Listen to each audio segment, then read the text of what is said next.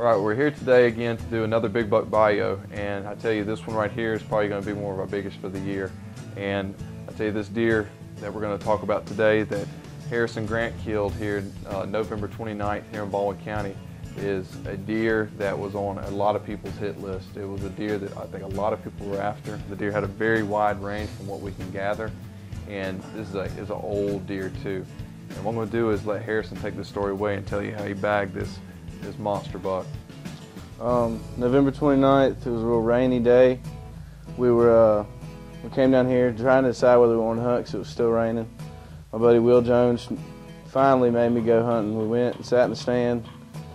Got there about 3:45, got up in the stand, got set up, and a doe came out to our far right, about 100 yards. She made her way all the way across the food plot and exited. Next thing we know, we look up, and this deer is standing there 100 yards right behind her where she ran out.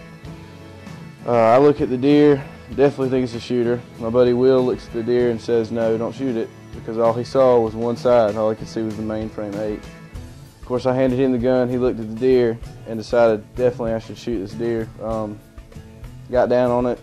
As soon as I went to go shoot the deer, Will dropped my gun case out of the stand. Deer turns and looks right at us. I dropped him right there in the food plot. He didn't move anymore. It's awesome, really.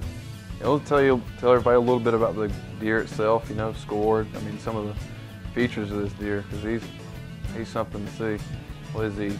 20 inches wide. We scored him at 152. 152. And aged him at 7.5, 8 years old. Old deer.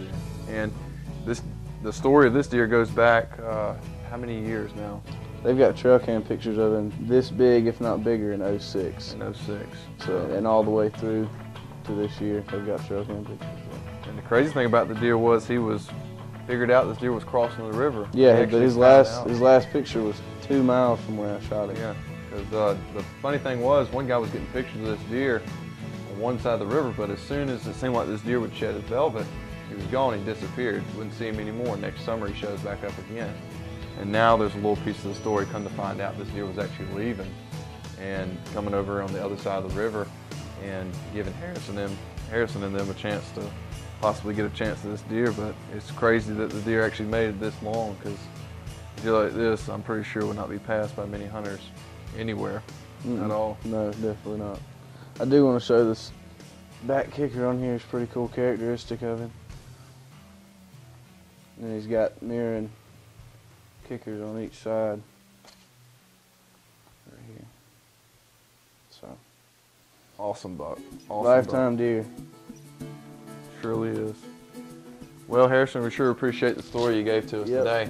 No and problem. Hopefully Harrison will come up and maybe give us some film footage here soon. Harrison was telling they've been out doing some filming, so maybe you'll be seeing some hunts coming from him later on in the coming years. So we'll just have to see. So thanks for watching, and make sure to try to go out and get them big.